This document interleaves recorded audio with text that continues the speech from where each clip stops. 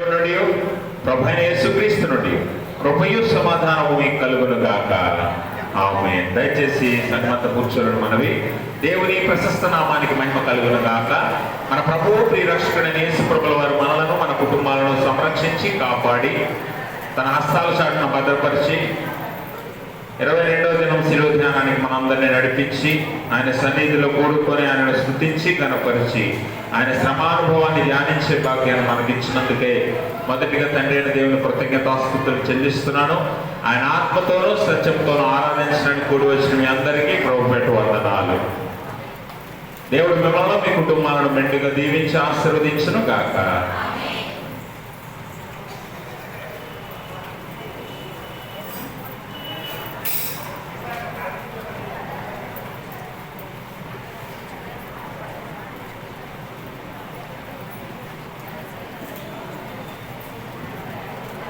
దేవుని ప్రశస్త నామానికి మహిమ కలుగును గాక.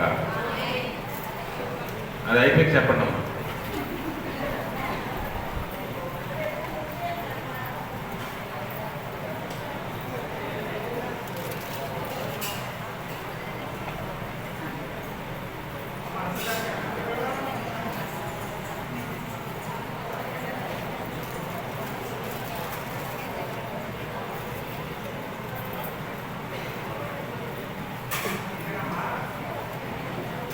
అయిందమ్మా.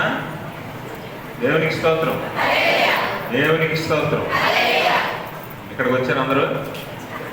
పలహారం పడిపోయిందా? ఎవరికి చాలదేమని భయం. అవునా? దేవునికి స్తోత్రం. ఈ దినముకు ఏర్పాటు చేయబడిన లేఖన భాగాలు మనందరం చదువుగా విన్నాం. ఈ లేఖన భాగాల నుంచి ఏర్పాటు చేయబడిన అంశము ఆత్మవంచన, సెల్ఫ్ డిసీట్.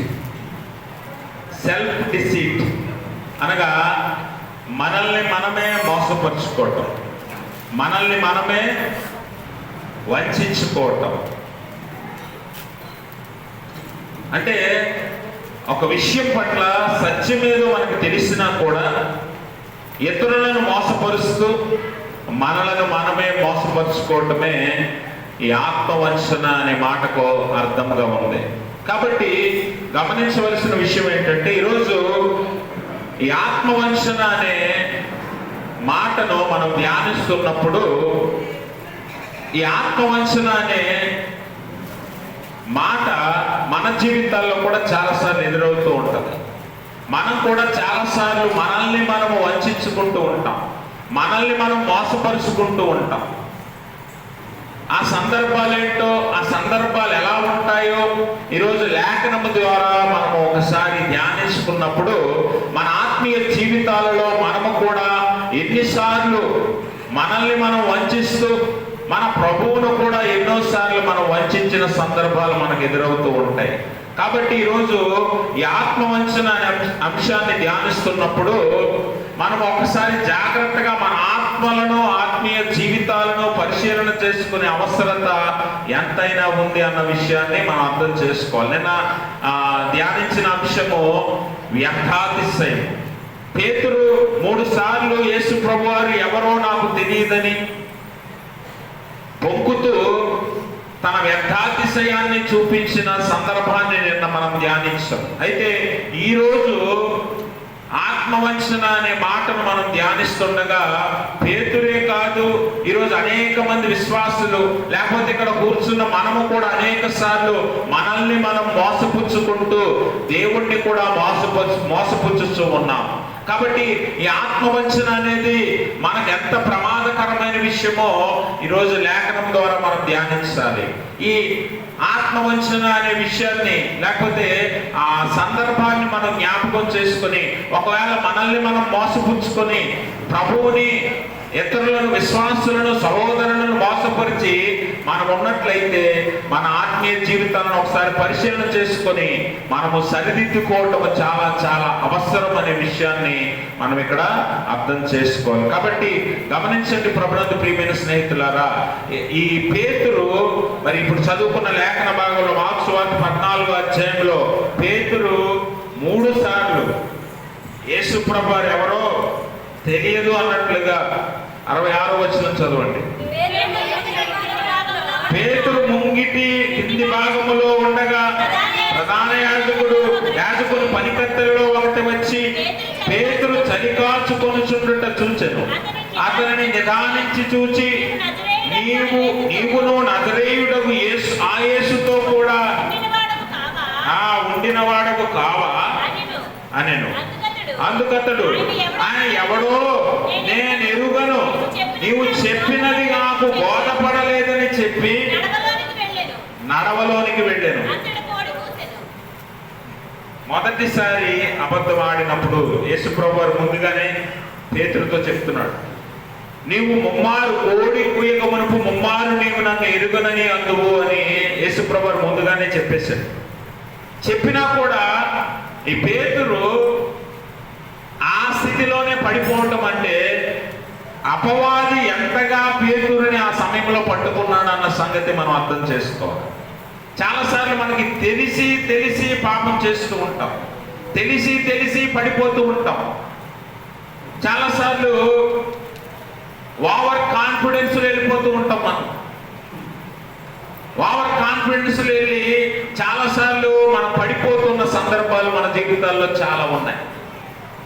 ఎంతమంది చెప్పినా నాకు తెలియదా, నాకు తెలుసులే అనుకునే సందర్భాలు చాలా ఉంటాయి మన జీవితాల్లో. యేసుప్రభువారు ముందుగానే పేతురుని హెచ్చరిస్తున్నాడు, కోడి కూయకమునుపు ముమ్మారు నీవు నన్ను ఎరుగనందువు అని చెప్పి. అయినా కూడా ఆ సందర్భంలోనికి వెళ్ళిన పేతురు యేసుప్రభువారి మాటలను జ్ఞాపకం చేసుకోక తన కొరకు తానే ఆలోచించుకున్న సందర్భము ఇది. ఈ సందర్భంలో వ్యర్థాతిశయముతో పాటు తనని తానే మోసపుచ్చుకున్న ఆత్మవంచన ఇక్కడ కనిపిస్తూ ఉంది. కాబట్టి చాలాసార్లు విశ్వాస జీవితాల్లో అపవాది మనల్ని ఎలాగూ పడగొడతాడంటే మనల్ని మనమే చివరికి మోసం చేసుకునేలాగా మరి అపవాది మనల్ని ప్రేరేపిస్తాడు, శోధిస్తాడు. అందుకే జాగ్రత్తగా విశ్వాస జీవితాన్ని మనం జీవించవలసిన అవసరత ఉంది అన్న సంగతి మనం జ్ఞాపకం చేసుకోవాలి. పేతురు మీరు గమనించాలి, ఒకసారి కాదు 3 సార్లు యేసుప్రభువారు ఎవరో తెలియదని ఒక్కడం మనం చూస్తాం. దాని అర్థం ఏంటో తెలుసా? మొదటిసారి మనము మన తప్పుని తెలుసుకోవటానికి, రెండవసారి దాని నుంచి బయటపడటానికి, మూడవసారి మన తప్పును దిద్దుకోవటానికి. పేతురు 3 సార్లు బొంకాడు. మొదటిసారి అబద్ధం చెప్పినప్పుడు, బొంకినప్పుడు తన తప్పును తాను ఎరగలేదు. ఎన్నోసార్లు మన జీవితాల్లో మనము మనల్ని ప్రత్యేకంగా మోసం చేసుకుంటూ ఉంటాం. మనుషులను మోసం చేయటము, దేవుణ్ణి మోసం చేయటము మొదటిదైతే. రెండో అత్యంత ప్రమాదకరమైనది ఏంటో తెలుసా? మనల్ని మనమే మోసపరుచుకోవడం. దాన్నే ఆత్మవంచన అంటారు.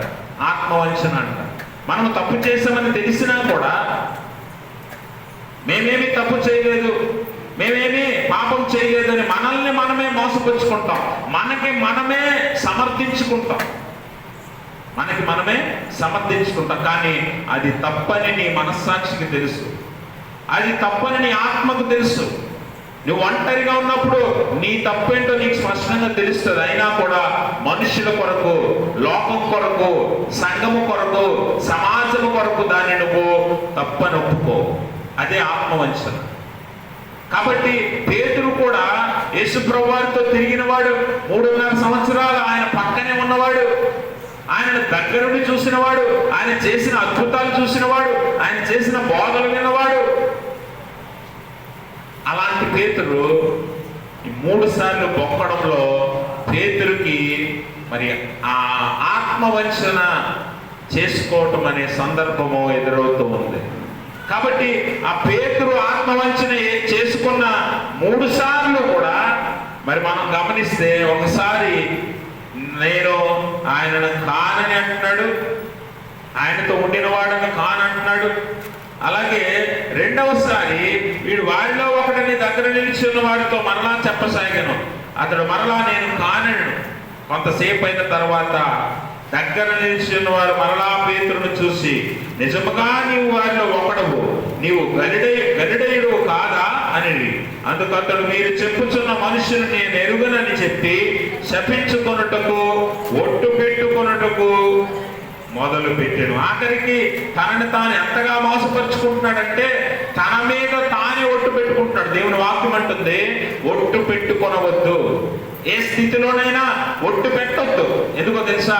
ఏది నీ సొంతం కాదు కాబట్టి నువ్వు ఒట్టు పెట్టడానికి సరిపోవు. ఏది నీ సొంతం కాదు. ఆకాశం తోడని భూమి తోడని అంటావు. ఆకాశం నీ సొంతమా? ఆకాశం నీ ఆస్త, భూమి నీ ఆస్త, ఆఖరికి నువ్వే నీ ఆస్తి కాదు.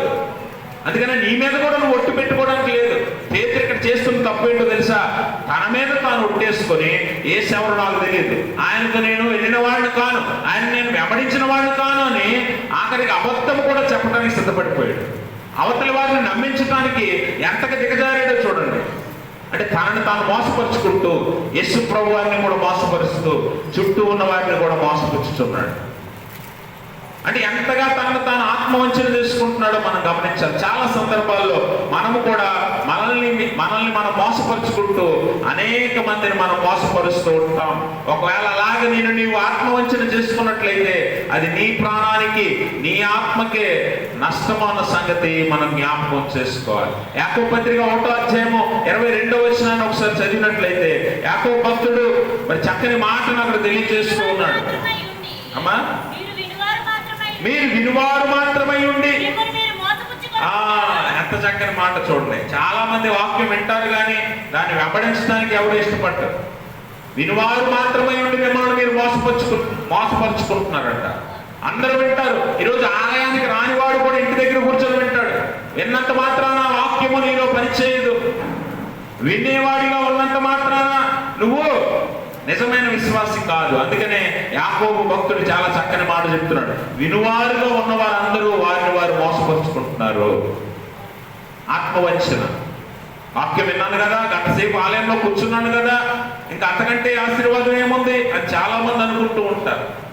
ఆలయానికి 40 రోజులు వెళ్ళాం కదా, చాలులే, ఇంకా మళ్ళీ వచ్చే సంవత్సరం వరకు మన భక్తి సరిపోతుంది, దేవుడు మనల్ని ఆశీర్వదించేస్తాడు, ఈ సంవత్సరం అంతా ఆశీర్వాదాలు సరిపోతాయి మనకు అనుకుంటున్నారు చాలా మంది. మిమ్మల్ని మీరే మోసపరుచుకుంటూ ఉన్నారు. వినువారుగా ఉండకూడదు. చదవడం తర్వాత వినువారు మాత్రమే ఉండి మిమ్మల్ని మీరు మోసపరుచుకోవద్దు, వాక్య ప్రకారము ప్రవర్తించేవారై ఉండాలంట. అప్పుడు మీరు ధన్యులు. అంతవరకు మిమ్మల్ని మీరు మోసపరుచుకున్నవారే, అంతవరకు మిమ్మల్ని మీరు ఆత్మవంచన చేసుకున్నవారే అని యాకోబు భక్తుడు తెలియజేస్తూ ఉన్నాడు. గమనించండి ప్రభునందు ప్రియమైన స్నేహితులారా, దేవుడు మనల్ని ముందుగానే వాక్యం ద్వారా హెచ్చరిస్తున్నాడు. పేతురుని హెచ్చరించాడు. కోడి కూయక మునుపు ముమ్మారు నీవు నన్ను ఎరుగనందు అని ముందుగానే హెచ్చరించాడు. ఈ రోజు వాక్యం ద్వారా దేవుడు నిన్ను నన్ను అందరినీ హెచ్చరిస్తున్నాడు. ఏమనంటే మనం వాక్యం వినువారుగా మాత్రమే ఉంటున్నాం, వెంబడించేవారిగా ప్రవర్తించేవారిగా లేమో, మనల్ని మనమే మోసపరుచుకుంటున్నాం. ఒక దినం దేవుని ఎదుట నిలబడటానికి కూడా అర్హత లేని వారుగా ఉండిపోతాం. గమనించండి, అర్హత లేని వారిగా ఉండిపోతాం. కాబట్టి వాక్యం వినువారుగా కాదు కానీ దాని యందు ప్రవర్తించేవారిగా, దాని ప్రకారము ప్రవర్తించేవారిగా ఉన్నప్పుడే మనము ధన్యులం అవుతాము. అంతవరకు మనల్ని మనమే మోసపుచ్చుకొని చుట్టూ ఉన్న వారిని మోసపరుస్తూ దేవుణ్ణి కూడా మోసపరుచున్నామనుకుంటాం కానీ దేవుణ్ణి మోసపరచడం ఎవరి వల్ల కాదు. దేవుణ్ణి మోసగించడం ఎవరి వల్ల జరగని పని అన్న సంగతి మనము ఈ రాత్రి అర్థం చేసుకోవాలి. పేతురు అనుకుంటున్నాడు, పేతురు నేను కాదన్నాను కదా, సరిపోయిందిలే, నా ఆత్మని నేను సంపాదించుకున్నాను, నా ప్రాణాన్ని నేను కాపాడుకున్నాను, తర్వాత వెళ్ళి ప్రభు క్షమాపణ చెప్పొచ్చు అనుకున్నాడు. కానీ ప్రభు దాకా వెళ్ళే వరకు అవకాశం లేదు. ముమ్మారు కొక్కిన తర్వాత తనని తానే మోసపుచ్చుకున్నానన్న సంగతి తెలిసి పేతురు ఏం చేస్తున్నాడు అక్కడ? మార్క్స్ 14వ అధ్యాయం చదవండి. కోడి 2 మార్లు కూయక మునుపు నీవు నన్ను ఎరుగనని ముమ్మారు చెప్పెదవని యేసు తనతో చెప్పిన మాట పేతురు జ్ఞాపకమును తెచ్చుకొని, చూసారా, నువ్వు ప్రభువును మోసపరిచాను, అమ్మయ్య తప్పించుకున్నాను అనే లోపే అది జ్ఞాపకమునకు వస్తుంది. ఆత్మ నిన్ను గద్దిస్తుంది. అప్పుడు అది తలపోయి కొలుసు. యేసు ప్రభువు చెప్పిన మాటని జ్ఞాపకం తెచ్చుకొని తలపోయిసు పేతురు ఏం చేస్తున్నాడట? ఏడుస్తున్నాడట. అంటే నువ్వు మోసపరుచుకున్న సంగతి ఏదో ఒక రోజు దేవుడు నీకు బయలుపరుస్తాడు. ఆ రోజు నువ్వు వెక్కి ఏడ్చిన, పశ్చాత్తాపంతో ఏడ్చిన అది సమయం ఉండగానే చెయ్యాలి. పేతురు వెంటనే చేశాడు కనుక పేతురుని దేవుడు క్షమిస్తూ ఉన్నాడు. పేతురుని దేవుడు క్షమిస్తూ ఉన్నాడు. ఈరోజు చాలా సార్లు మన జీవితాల్లో మనల్ని మోసపుచ్చుకొని ఆ మోసంతోనే జీవితాంతం గడిపేస్తూ ఉంటాం, బతికేస్తూ ఉంటాం. ఆ పాపము లేదంటే ఆ మోసము మనల్ని మనం మోసపరుచుకున్న ఆ సందర్భాన్ని మనము జ్ఞాపకం చేసుకుని పశ్చాత్తాపడడం చాలా సందర్భాలు. పశ్చాత్తాపడినట్లయితే మనం మరలా క్షమించబడతాము, మనము క్షమించబడతాము. గలతీ పత్రిక 6వ అధ్యాయం 3వ వచనాన్ని ఒకసారి మనం చూసినట్లయితే, మరి అపొస్తలుడైన పౌలు గలతీ సంఘానికి రాస్తూ అంటున్నాడు, 6వ అధ్యాయం, ఎవడైనను వట్టివాడై ఉండి తాను ఎన్నికైన వాడనని అనుకుని ఎడల తను తానే. చాలాసార్లు మనము అల్పులమని, ఎందుకు పనికిరాని వారమని, ఎన్నిక లేని వారమని దేవుని వాక్యం చెప్తుంటే మనల్ని మనం గొప్ప చేసుకుని మనల్ని మనం మోసం చేసుకుంటాం. ఆత్మవంచన. ఎప్పుడు చూడండి, మనుషులు గొప్పలు చెప్పుకోవడానికే సగం జీవితం సరిపోతుంది. నేనంతా, నేనింత, నాదింత, నీదంతా అని చెప్పుకోవడానికే సగం జీవితం అయిపోతుంది మానవ జీవితం. అందుకనే దేవుని గ్రంథం అంటుంది, పరిశుద్ధ వాక్యం అంటుంది, ఎవడైనా ఎన్నిక లేనివాడై ఉండి ఎన్నిక గలవాడని చెప్పుకొని అట్లా అటివాడు తనను తానే మోసపరుచుకుంటున్నాడు. ఈరోజు నీకు ఉన్నదంత నువ్వెంత అసలు ఎంత చెప్పండి? నువ్వు ఒక గడ్డి పువ్వు అంత, నువ్వు ఒక నీటి బుడగంత, నువ్వే ఇంత అయితే నీకున్నదెంత? కానీ దాన్ని చూసుకొని నువ్వు గొప్పలు చెప్పుకొని, లేకపోతే దాన్ని చూసుకొని నిన్ను నువ్వే మోసపరుచుకుంటున్నావు. నాకున్నది చాలా ఉంది, నాకు ఏ లోటు లేదు, నాకు ఏ మాత్రమూ ఇబ్బంది కలగదు, నా ప్రాణమా తినుము తాగుము సుఖించుము అని నీ సగం జీవితం దానికి వ్యర్థం చేస్తున్నావు. చివరికి నిన్ను నువ్వు మోసపరుచుకున్నానన్న సంగతి నీకు తెలిసి పశ్చాత్తాపంతో నెత్తి నోరు కొట్టుకున్నా కూడా సమయం అయిపోతే నీకే అవకాశం ఇవ్వబడదు. విశ్వాసిగా, దేవుని బిడ్డగా, దేవుని కుటుంబముగా నువ్వు తెలుసుకోవాల్సిన విషయం ఏంటంటే, నిన్ను నువ్వు మోసపరుచుకోవద్దు, ఆత్మవంచన చేసుకోవద్దు. నీకున్నదా ఉంటే సంతృప్తి చెందు, దేవుడిచ్చాడని.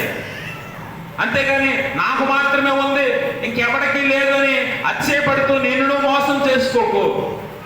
చూడండి, అక్కడ ఆ గలతీ పత్రిక 6వ అధ్యాయము 3వ వచనం చక్కని మాట చెప్తున్నాడు కదా, ఎవడైనాను వట్టివాడై ఉండి, వట్టివాడంటే ఏమీ లేనివాడై ఉండి తాను ఎన్నికైన వాడని ఎంచుకొని ఎడల తను తానే మోసపరుచుకును. ఈరోజు నీ దగ్గర ఏమీ లేదు, నీ దగ్గర ఏమీ లేకపోయినా నువ్వు ఇంకా పాపివైనా దేవుడు నీ కోసం ప్రాణం పెట్టాడు. చాలా మంది ఏమనుకుంటున్నారంటే వ్యక్తిగతంగా విశ్వాస జీవితాల్లో దేవుడు మమ్మల్ని అత్యధికంగా ప్రేమిస్తాడు, ఇంకెవరిని ప్రేమించడు. ఇది చాలా మందిలో ఉంది. ఈరోజు చాలా మంది ఏమనుకుంటున్నారంటే దేవుడు మాతోనే మాట్లాడతాడు, దేవుడు మమ్మల్ని ఆశీర్వదిస్తాడు, దేవుడు మా వెంటే ఉంటాడు. ఇది అతిశయం, లేకపోతే మిమ్మల్ని మీరు మోసపరుచుకునే ఆ స్థితి ఇది. ఎందుకంటే దేవుడు మానవులందరినీ ప్రేమించాడు. నీతోనే కాదు, అనేక మందితో దేవుడు మాట్లాడతాడు. నీతోనే కాదు, అందరితో దేవుడు ఉంటాడు. నిన్నే కాదు, అందరినీ దేవుడు పరిశీలిస్తాడు. నిన్ను మాత్రమే ప్రత్యేకంగా చూడటం. అందుకని నువ్వు వెత్తటోడువో, నువ్వు ఒట్టివాడివట. నువ్వు నేను అందరము ఒట్టివారమే. మన దగ్గర ఏమీ లేదు. ఏమీ లేకపోయినా మనకు విలువిచ్చి దేవుడు నిలబెడుతున్నాడంటే మన గొప్పతనం కాదు. దాన్ని చూసి మనం ఏమనుకుంటున్నామంటే, నన్ను కాబట్టి దేవుడు నిలబెట్టాడు, నన్ను కాబట్టి దేవుడు దీవించాడు, నేను కాబట్టి నన్ను ఆశీర్వదించాడు అనే ఒక అపోహలో మనల్ని మనం మోసపరుచుకుంటున్నాం అన్న సంగతి మనకు అర్థం కావాలి. అలా మనల్ని మనం మోసపరుచుకొని దేవుణ్ణి కూడా మోసపరుస్తూ ఉన్నాం, విశ్వాసంలో పడిపోతూ ఉన్నాం, దేవుడు చూపించిన మార్గంలో నడవలేకపోతూ ఉన్నాం. అది మనల్ని నాశనానికి నడిపిస్తుంది. ఆ పేతురు వెంటనే తెలుసుకున్నాడు కాబట్టి దేవుడు మరలా వెంటనే తన మార్గంలోకి తీసుకున్నాడు. కానీ మన జీవితాల్లో చాలా కాలం మనము ఈ మోసములోనే బతికేస్తూ ఉన్నాం. మనల్ని మనం ఆత్మవంచన చేసుకుంటూ, మనల్ని మనం మోసపరుచుకుంటూ సగం జీవితం పూర్తి చేస్తున్నాం. ఇంకా మిగిలిన సగం జీవితం మనము దానిని ఆనందిస్తూ బతికేస్తూ ఉన్నాం. చివరికి మనకేమీ మిగలదన్న సంగతి మనం అర్థం చేసుకోవాలి. అందుకనే మనల్ని మనం మోసం చేసుకుంటున్నాం, మన పక్కవాడిని కూడా మోసం చేస్తున్నాం. అందుకనే 1 కొరింథీ పత్రిక 3:18 అంటాడు, ఎవడును తన్ను తాను మోసపరచుకొనకూడదు. మీలో ఎవడైనను ఈ లోకమందు తాను జ్ఞానినని అనుకొనిన యెడల జ్ఞాని అగునట్టు వెర్రివాడు కావలెను. ఈ లోక జ్ఞానము దేవుని దృష్టికి వెర్రితనమే. గమనించారా? మనలో మనం ఎవరము మోసం చేసుకోకూడదట. అలాగే మనం జ్ఞానులు అని అనుకున్న ఎట్లా జ్ఞానులకు తగ్గట్టుగా ఉండాలి కానీ అతిశయించకూడదు. మన జ్ఞానాన్ని బట్టి మనము అతిశయించకూడదు.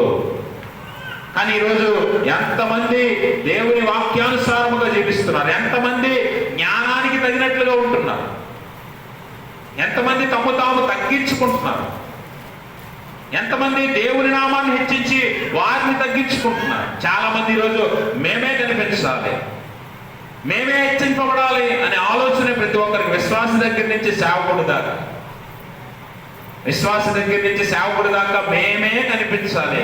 ప్రభువుని ఎవడు చూపించట్లేదు ఈ రోజుల్లో, ప్రభువుని హెచ్చించట్లేదు ఎవడు. యోహాను భక్తుడు అంటాడు, ఆయన హెచ్చవలసి ఉన్నది, నేను తగ్గవలసి ఉన్నది. నేను వెనకెక్కడో ఉన్నా నా ప్రభు అందరికీ కనిపించాలని యోహాను అనుకుంటే, ఈరోజు మనం ఏం చేస్తున్నాం అంటే మనం కనిపించాలంటే ప్రభు ఎక్కడో ఉంటే పర్వాలేదు, ఎక్కడో వెనకాల ఉన్నా పర్వాలేదు, మనం మాత్రమే కనిపించాలి. మన గొప్పలే ప్రపంచానికి లోకానికి కనిపించాలి. మనల్ని అందరూ పొగడాలి, ప్రభువును కాదు, మనల్ని అందరూ పొగడాలి అనే ఆలోచనలో ఈరోజు సేవకులైనా విశ్వాసులైనా ఉంటూ ఉన్నారు అనే సంగతి మనం తెలుసుకోవాలి. అది మనల్ని మనం మోసపరుచుకోవటమే, మనల్ని మనము మోసపరుచుకోవటమే. మరి ఈరోజు చాలా మంది, కొంతమంది మనస్తత్వాలు ఎలా ఉంటాయంటే కష్టపడి పని చేసింది ఒకడు, పెత్తనం చేసేది ఇంకొకడు. అందుకని లోకపరంగా ఒక సామెత ఉంటుంది, సొమ్ము ఒకటిది. ఇది మానవులకే చక్కగా సరిపోతుంది. ఎందుకంటే ఒకడు కష్టపడి కడతాడు, లేకపోతే ఒకడు కష్టపడి పని చేస్తాడు, చివరిలో ఈ సోపు చేసేవాడు వచ్చి ఇది నేనే చేశానని చెప్తాడు. మానవ గుణమేది, మానవ లక్షణమేది. కష్టం ఒకటిది, పెత్తనం ఒకటిది. అందుకని అంటున్నాడు, దేవుడే అన్ని విషయాల్లోనూ ఘనతను పొందేవాడట, దేవుడే అన్ని విషయాల్లోనూ అత్యున్నతుడట. ఆయనను ముందు పెట్టి మన వెనకాల నిలబడాలి. ఆయన హెచ్చించుటకు ఆయనను మన భుజముల మీద ఎత్తుకోవాలి, అంతేగాని మనమే ఎత్తుకోబడకూడదు, మనమే మనల్ని హైలైట్ చేసుకోకూడదు. అలా అయితే మనల్ని మనం మోసపరుచుకున్న వారమే. జ్ఞానులు ఎప్పుడు కూడా చాలా నెమ్మదిగా ఉంటారు, జ్ఞానులు ఎప్పుడు కూడా ఎక్కువ మాట్లాడరు. మీరు గమనించారు, యేసు ప్రభు వారు ఎంత ఎక్కువ మాట్లాడాడు అంటారు? చాలా తక్కువ మాట్లాడాడు యేసు ప్రభు వారు.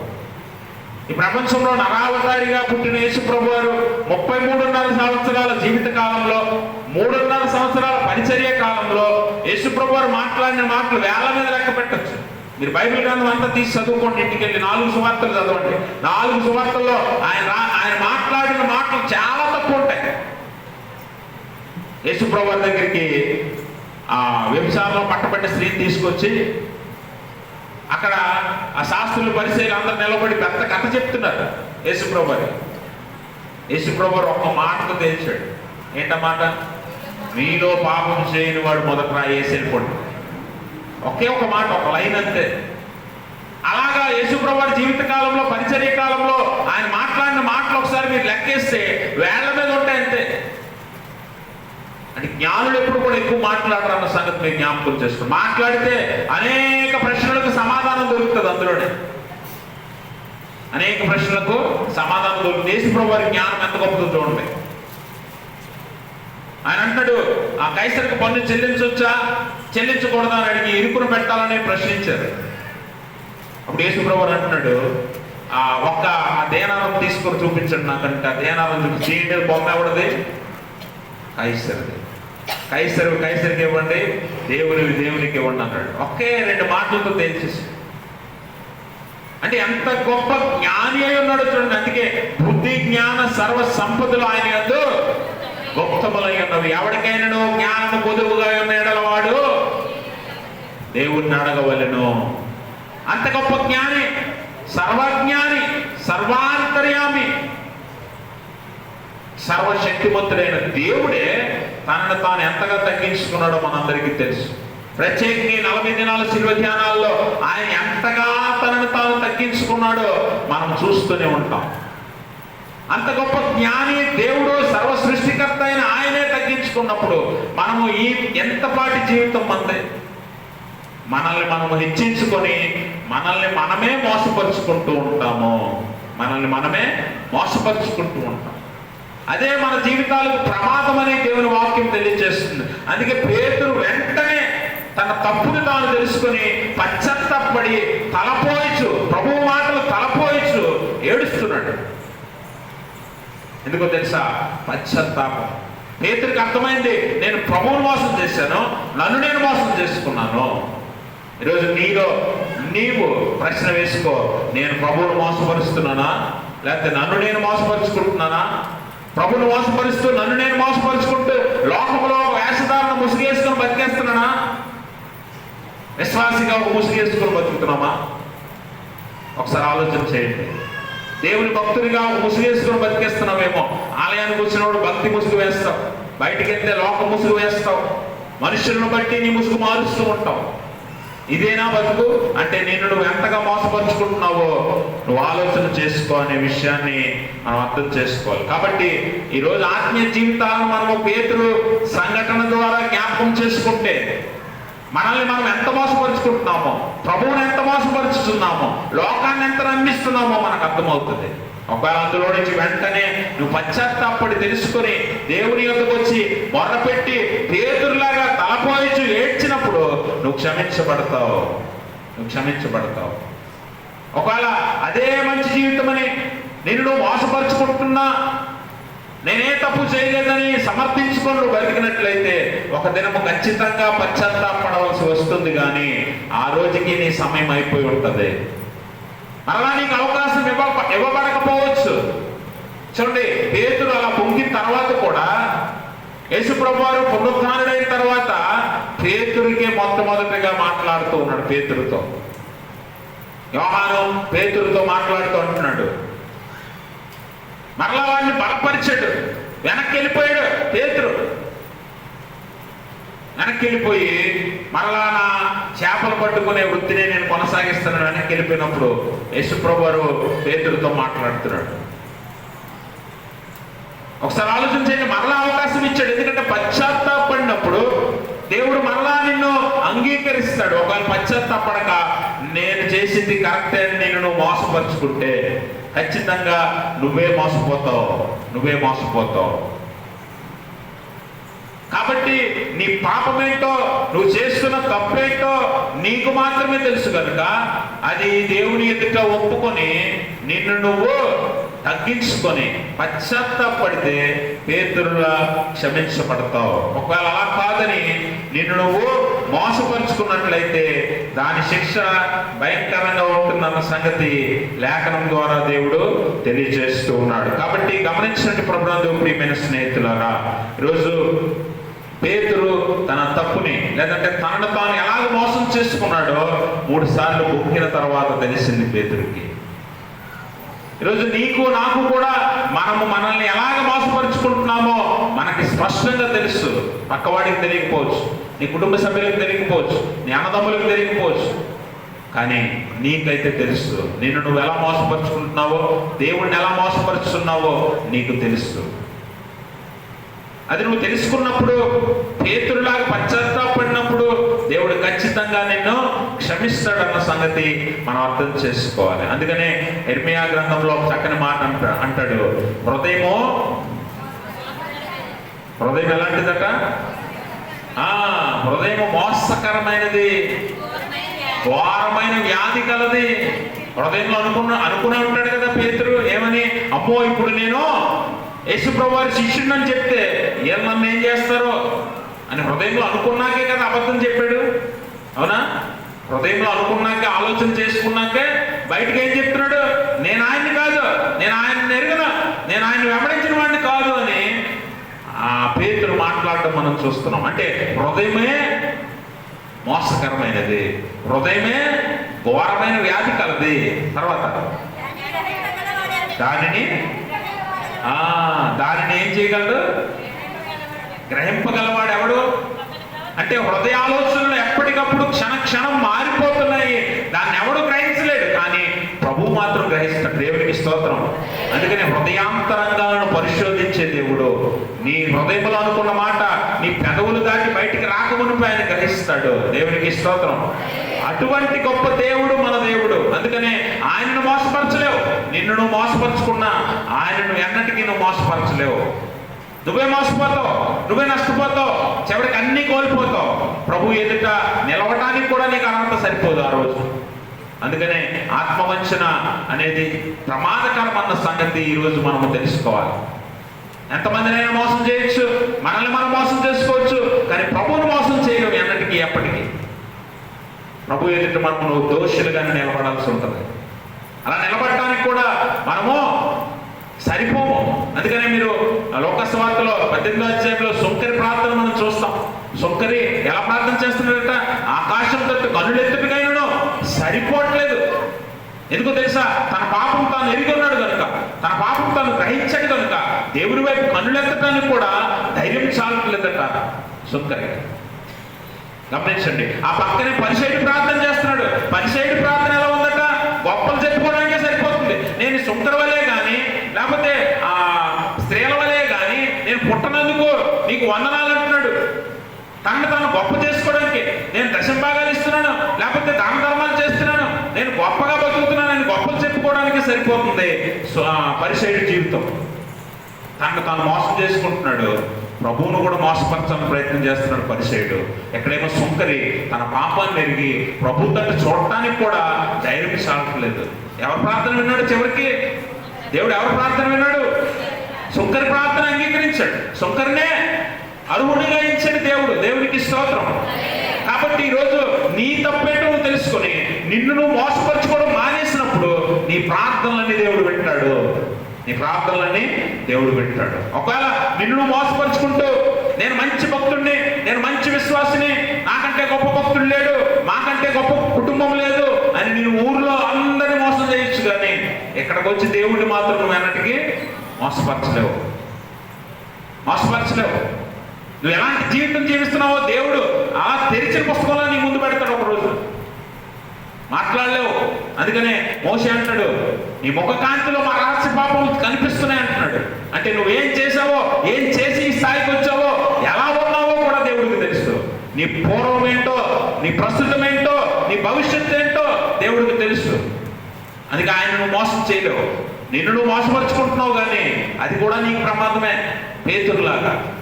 కానీ పేతురులాగా త్వరగా నీ పాపాన్ని తెలుసుకొని నిన్ను నువ్వు మోసపరుచుకోవడం మానివేసి పశ్చాత్తపడితే ఖచ్చితంగా క్షమించబడతావు అన్న సంగతి దేవుని వాక్యము జ్ఞాపకం చేస్తుంది. అందుకనే హృదయము మోసకరమైనది, బహుఘోరమైన వ్యాధి కలది.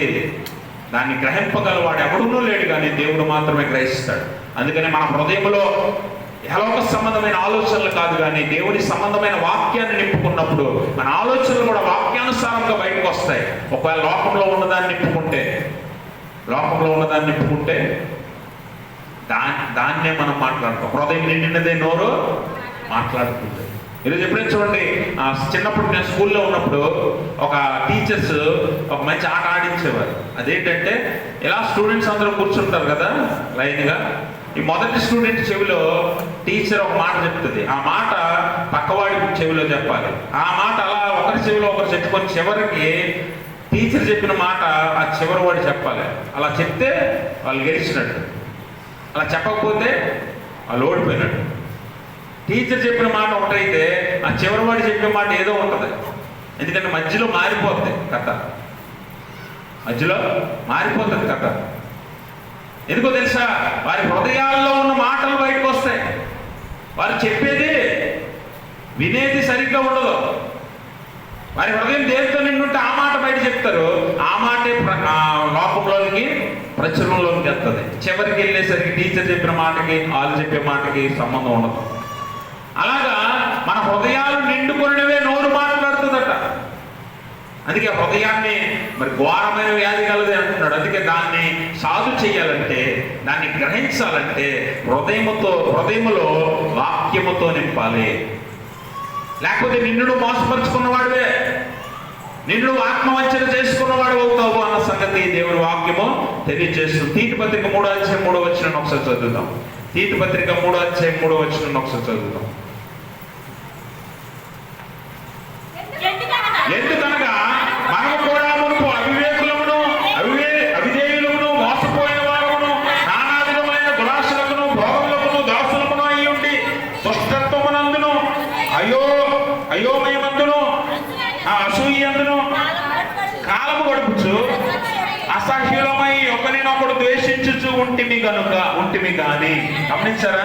ఒకప్పుడు మన బ్రతుకులు ఏంటంట, ఒకప్పుడు మన జీవితాలు ఏంటంట. తీతు పత్రిక చాలా చక్కని వివరణ ఇస్తూ ఉంది. అదేంటంటే ఒకప్పుడు మనం ఎలా ఉన్నామంట, ఒకప్పుడు మనము అవివేకులము అవిధేయులము మోసపోయిన వారము, అపవాది చేత మోసపోయిన వారము, అవివేకులము. కానీ అవివేకులను ఒప్పుకుంటామా? అవివేకులను ఒప్పుకుంటామా? ఎన్నటికీ ఒప్పుకోం మనం. అదే మనల్ని మనం మోసపరుచుకోవడం అంటే. జ్ఞానం లేదంటే లేదని ఒప్పుకోవాలి, రాదంటే రాదని ఒప్పుకోవాలి, రాదని ఒప్పుకోవాలి. కానీ మనం ఒప్పుకోము. ఎందుకంటే మన అడ్డు వస్తుంది చాలాసార్లు. అవతల వాడి ముందు మనల్ని మనం చిన్నపుచ్చుకోవడం ఇష్టం లేక రాకపోయినా వచ్చి అంటాం, తెలియకపోయినా తెలిసి అంటాం. ఇదంతా మనల్ని మనం మోసపరుచుకోవటమే, మనల్ని మనము మోసపరుచుకోవటమే. అందుకని అంటున్నాడు అక్కడ, మనం అవివేకులము అవిధేయులము మోసపోయిన వారము నానా విధములైన దురాశలను భోగములకును దాసులమై ఉన్నాము. చాలాసార్లు మన ఇహలోక సంబంధమైన జీవితాల్లో మనము దాసులమైపోయి ఉన్నాము. దాసులం అంటే దాసత్వంలో ఉన్నాము, దాస్యంలో ఉన్నాం, పాపానికి దాసులుగా మనం ఉన్నాం. అలాంటి బ్రతికే ఇప్పటి వరకు జీవిస్తున్నాం. ఇంకా క్రీస్తులోకి వచ్చాక, క్రీస్తుని ఎరిగిన తర్వాత, వాక్యం తెలుసుకున్న తర్వాత కూడా నువ్వు ఇంకా అక్కడే ఉంటే ఖచ్చితంగా నిన్ను మోసపరుచుకున్న వాడివే, ఖచ్చితంగా నిన్ను మోసపరుచుకున్న దానివే. ఎందుకంటే సత్యము తెలియక చీకట్లో అబద్ధమును వెంబడించిన ఒకప్పుడు నువ్వు, ఇప్పుడు సత్యము తెలిసి కూడా దేవుని వాక్యం ఎరిగి కూడా ఇంకా చీకట్లోనే ఉండడానికి ఇష్టపడుతున్నావు, ఇంకా అబద్ధాన్ని నమ్మడానికి ఇష్టపడుతున్నావు, ఇంకా నువ్వు జ్ఞానివని, ఇంకా నువ్వు గొప్పవాడివని నిన్ను నువ్వు హెచ్చించుకొని నిన్ను నువ్వే మోసపరుచుకుంటున్నావు. ఇది నీకే నష్టం అన్న విషయాన్ని మనం అర్థం చేసుకోవాలి. ఎంత నష్టం అంటే, ఎంత ప్రమాదం అంటే, మనము రాజైన సౌలును ఒకసారి జ్ఞాపకం చేసుకున్నట్లయితే, రాజైన సౌలు మరి ఎలాంటి వాడై ఉన్నాడట? రాజైన సౌలు మొదట దేవుని చేత ఎన్నుకోబడి అభిషేకించబడిన వాడిగా ఉన్నప్పటికీ, రాజైన సౌలు తన జీవితము ద్వారా దేవుణ్ణి మహింపరిచాడా లేకపోతే దేవుణ్ణి అవమానపరిచాడా అన్న విషయాన్ని ఒకసారి అర్థం చేసుకుంటే, మొదట చాలా విధేయుడిగా ఉన్నాడు, తనను తాను తగ్గించుకున్నవాడుగా ఉన్నాడు సౌలు. దేవుడు అందుకే అభిషేకించాడు, రాజుని చేశాడు, అభిషేకించి రాజుని చేశాడు సౌలుని. రాజు అయిన తర్వాత సౌలు స్థితిగతులు ఎలా మారుతున్నాయో ఒకసారి ఆలోచన చేయాలి. సౌలు తన మనస్తత్వాన్ని కానీ, ఆలోచనలు కానీ, క్రియలను కానీ, ప్రవర్తన కానీ ఎలా మార్చుకున్నాడో లేఖనములో మనం పరిశోధన చేసినట్లయితే సౌలు ఎలా పడిపోతున్నాడో కూడా చాలా స్పష్టంగా చూపిస్తాడు పరిశుద్ధ గ్రంథంలో. సౌలు ఎలా హెచ్చించబడ్డాడో, ఎలా పడిపోయాడో కూడా మనం లేఖనంలో చూడొచ్చు. The rise of the king Saul and the fall of king Saul. హెచ్చింపబడుట చూస్తాం, పడిపోవటం కూడా చూస్తాం. ఈరోజు చాలా మంది కొంచెం హెచ్చింపబడగానే అతిశయంతో, గర్వంతో వారిని వారు హెచ్చించుకుంటూ, ఎవరు వారిని హెచ్చించారో వారిని మర్చిపోయి చాలాసార్లు పడిపోయిన వారిని మనం చూస్తున్నాం. ఎంత ఎత్తుకైతే హెచ్చింపబడ్డారో అంతకు రెండింతలు కింద పడిపోయిన వారిని చాలా మందిని మనం లేఖనాల్లో చూస్తాం. నెబుకద్నెజరు. ఇప్పుడు రాజైన సౌలు కూడా అదే స్థితిలో ఉన్నాడు. మొదట దేవుడు ఆశీర్వదించే వరకు తనని తాను తగ్గించుకున్నాడు, భక్తితో ఉన్నాడు, విధేయతతో ఉన్నాడు. దేవుడు సౌలుని ఆశీర్వదించి అభిషేకించి ఇశ్రాయేలీయుల మీద మొట్టమొదటి రాజుగా నిలవబెట్టి పుట్టినప్పుడు సౌలు భక్తుడు, సౌలు గొప్ప విశ్వాసి, సౌలు దేవుని మీద ఆధారపడిన వాడు. అయితే తర్వాత సౌలు ఏమైపోయాడంటే దేవుని యందు అవిధేయత చూపించిన వాడయ్యాడు. అవిధేయత చూపించిన వాడయ్యాడు. అలాగే పనికిరాని ఆరాధన చేసిన వాడిగా ఉన్నాడు. అంటే దేవుణ్ణి నామకార్థంగా ఆరాధించేవాడిగా ఉన్నాడు, కానీ నిజమైన ఆరాధించే భక్తుడిగా సౌలు లేడు.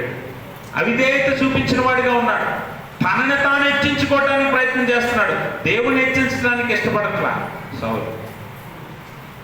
మీరు గమనించండి, స్థితి మారినప్పుడు చాలా మంది మనస్తత్వాలు కూడా మారుతాయి. మనకు అన్ని ఇచ్చేసాడు కదా దేవుడు, ఇంకేంట్లే అనుకుంటున్నాం. చాలాసార్లు మనం 3 పూట్ల భోజనం అందితే చాలు అనుకుంటున్నాం, ఎవరు అక్కర్లేదు అనుకుంటున్నాం.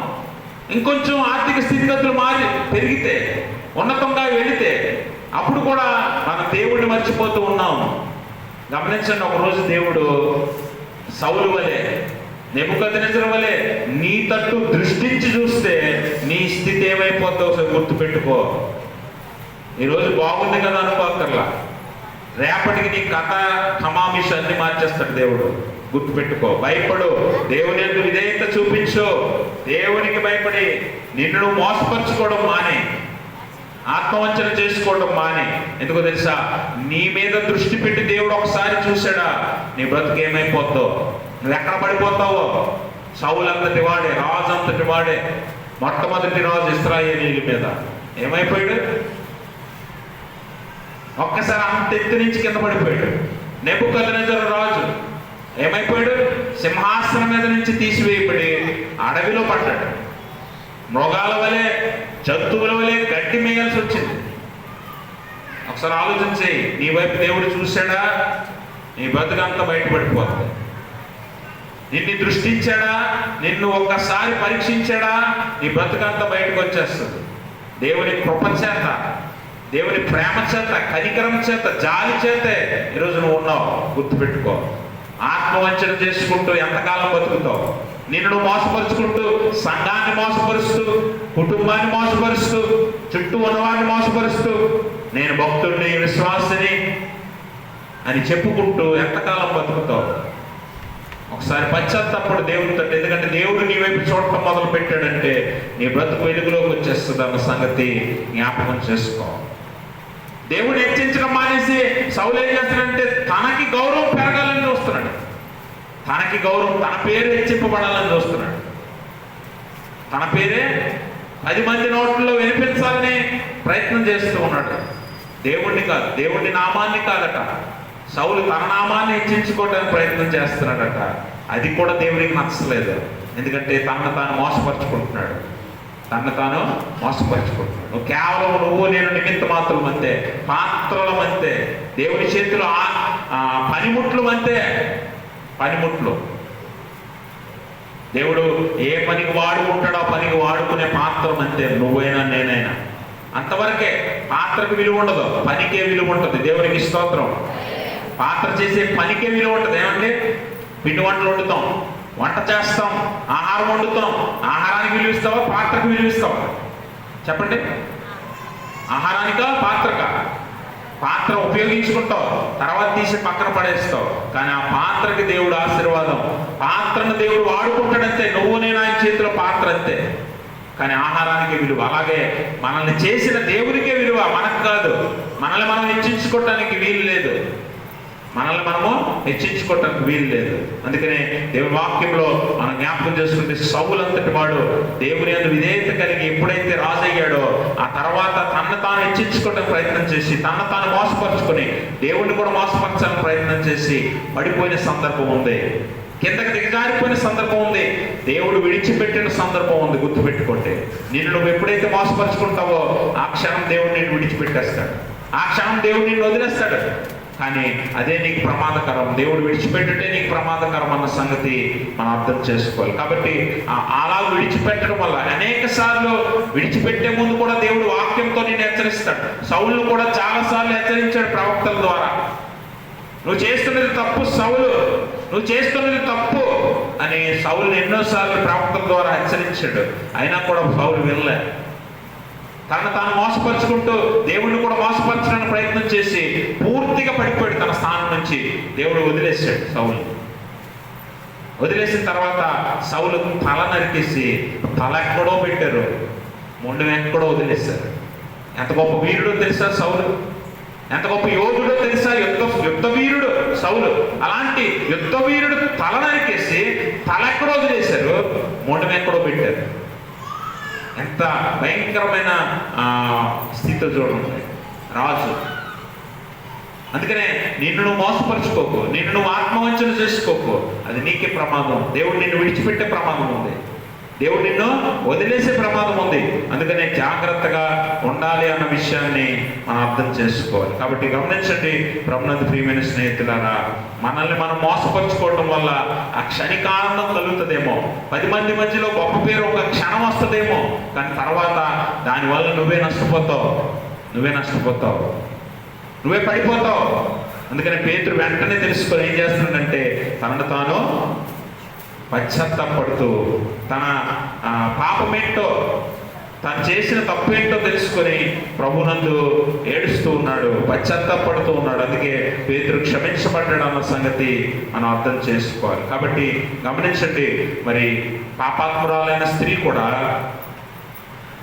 సీమోను ఇంటిలో విందుకు యేసు ప్రభు వారు వెళ్ళారని తెలిసి ఆయన దగ్గరికి వెళ్ళిపోయి తన కన్నీరు ఏడ్చెను. పేతురు ఏడ్చాడు, కన్నీరు కార్చాడు. ఈ స్త్రీ కూడా తన పాపాన్ని ఏంటో తెలుసుకొని పశ్చాత్తాపడి ఏడవటమే పనిగా పెట్టుకుంది యేసు ప్రభు వారి పాదాల దగ్గర. ఎందుకో తెలుసా, అప్పటి వరకు తన పాపము తాను కప్పుకొని నేను మంచి స్త్రీని, సమాజంలో ఒక మంచి పేరున్న స్త్రీని అని అందరి కళ్ళు కప్పి బతికింది, తన తానే మోసపరుచుకుంది. కానీ ఏ రోజైతే తన పాపాన్ని తాను తెలుసుకుందో యేసు ప్రభు వారి పాదాల దగ్గర పడి ఎంతమంది చూస్తున్నా కూడా అందరినీ పక్కన పెట్టి ప్రభు పాదాల మీద కన్నీరు కారుస్తుంది. ఎందుకంటే పశ్చాత్తాపం, తన పాపం ఏంటో తను తెలుసుకో. ఈరోజు నీ పాపం ఏంటో నువ్వు తెలుసుకున్నప్పుడు ఎవడేమనుకుంటాడో అన్నది నీకు అనవసరం. ప్రభు దగ్గర నువ్వు ఒప్పుకుంటావు, అదే దేవుడికి కావాల్సింది, అదే నిజమైన పశ్చాత్తాపం. ఆ పశ్చాత్తాపం పేతుల్లో కనిపించింది, ఆ పశ్చాత్తాపం పాపాత్మురాలైన స్త్రీలో కనిపించింది. అలాంటి పశ్చాత్తాపం నీలో కలిగినప్పుడు దేవుడు నిన్ను ఖచ్చితంగా అంగీకరిస్తాడు. ఆమె విస్తారంగా ప్రేమించాను కనుక ఆమె పాపములు కూడా క్షమించబడ్డాయి. ఆమె విస్తారమైన పాపంలో క్షమించబడి ఎన్ని పాపాలైనా క్షమించబడతాయి. ఎప్పుడు నువ్వు నిజంగా నీ పాపం ఏంటో తెలుసుకొని నిన్ను నువ్వు మోసపరుచుకోవడం మానేసి దేవుని సన్నిధిలో ఆయన పాదాల దగ్గర మొరపెట్టినప్పుడు, నీ పాపాలు ఒప్పుకున్నప్పుడు, కన్నీరు కార్చినప్పుడు ఖచ్చితంగా నీ పాపాలను క్షమిస్తాడు దేవుడు. అది నీకు దేవునికి మధ్య ఉన్న సంబంధం, పక్కవారితో నీకు సంబంధం లేదు. ఎవడో ఏమో అనుకుంటాడు. ఈరోజు చాలా మంది ప్రార్థన చేయాలంటే పక్కోళ్ళు ఏమనుకుంటారని సిగ్గు, వాక్యం చదవాలంటే పక్కోడు ఏమనుకుంటాడనే భయం. నువ్వెప్పుడు నీ పక్కోడి గురించి ఆలోచిస్తూనే సగం జీవితం పూర్తి చేస్తావు. నీ బ్రతికంతా పక్కోడి గురించి ఆలోచిస్తావు కదా. అందుకని చాలా మంది ఎప్పుడు కూడా don't compare your self with others. నీ పక్క వాళ్ళతో ఎప్పుడు పోల్చుకోకు. ఎందుకో తెలుసా, నీ పక్క వాళ్ళ జీవితం నీ జీవితం ఒకటి ఉండదు. నీ జీవితం వేరు, నీ పక్కవాడి జీవితం వేరు, అవునా కదా. కానీ వాళ్ళ జీవితంలాగే మా జీవితం ఉండాలి, వాళ్ళలాగే మేము ఇల్లు కట్టుకోవాలి అని అన్నిసార్లు వాళ్ళతో పోల్చుకుని మన జీవితాలను మనమే పాడు చేసుకుంటాం. పక్కవాడితో ఎప్పుడు పోల్చుకోకు, పక్కవాడితో ఎప్పుడు పోల్చుకోవడం వల్ల నీ జీవితం పడిపోవటానికి కారణం అవుతుంది, కానీ ఎదగటానికి ఏమాత్రం ఉపయోగం ఉండదు. కొన్నాళ్ళకి ఏం చేస్తావంటే పక్కోడు ఏం చేస్తే చేస్తావు, బొమ్మలో తయారవుతావు, రోబోలో తయారైపోతావు. నువ్వు పక్కోడు ఏం చేస్తే చేస్తావు, పక్కవాడు ఏం చేస్తే అది చేయటానికి ఇష్టపడతావు. ఎందుకంటే అలవాటు అయిపోయింది కదా పక్కవాడితో పోల్చుకొని ఏమండి, పక్కవాడితో పోల్చుకొని అలవాటు అయిపోయింది. కాబట్టి ఆడు పొద్దున 6 గంటలు లేస్తే నువ్వు 6 గంటలు లేస్తావు, ఆడేదో పని మీద లేస్తాడు, నువ్వేదో లేస్తావు, నీదే లేదు, అవునా.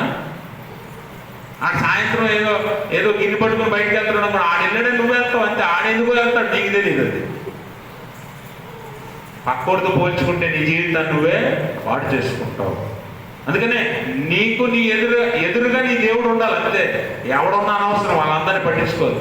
అక్కడ పాపాత్మురాలైన స్త్రీ అంతమంది ఎందుకు కూర్చున్నారు, ఇక్కడ ఏడిస్తే బాగుంటుందా అనుకోలే, ఇక్కడ కన్నీరు కారిస్తే ఏమనుకుంటారో అనుకోలే, ఇక్కడ నిలబడి ప్రార్థన చేస్తే ఏమనుకుంటారని మనం 100 సార్లు అనుకుంటాం. అందుకే కదా ఎన్నిసార్లు పిలిచినా నేను రాదు, నేను ఎన్నిసార్లు పిలిచినా ముందుకు రాలేదు.